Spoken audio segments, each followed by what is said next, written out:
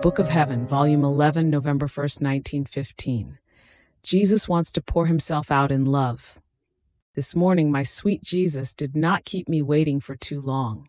He came, though panting and restless, and throwing himself into my arms, told me, "My daughter, give me rest. Let me pour myself out in love." If justice wants its outpouring, it can pour itself out with all creatures. But my love can pour itself out only with one who loves me, with one who is wounded by my same love and delirious, keeps seeking to pour herself out within my love, asking me for more love. And if my love did not find a creature who would let me pour myself out, my justice would ignite even more, and would give the last blow to destroy the poor creatures.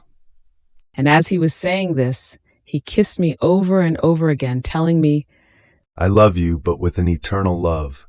I love you, but with an immense love. I love you, but with a love that is incomprehensible to you.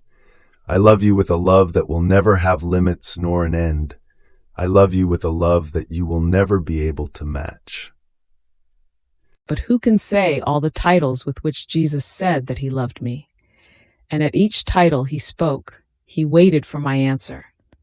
Not knowing what to say to him, and not having sufficient titles to match him, I told him, "My life, you know that I have nothing, and whatever I do I take from you, and then I leave it in you again, so that my things, remaining in you, may have continuous attitude and life in you, while I remain always nothing.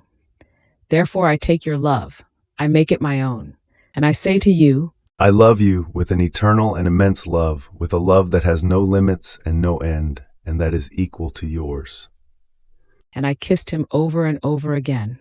As I kept repeating, "I love you," Jesus became calm, took rest, and disappeared.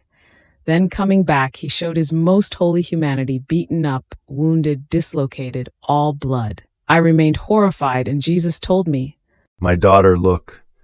I keep within me all the poor wounded ones who are under the bullets, and I suffer together with them. I want that you too take part in these pains for their salvation."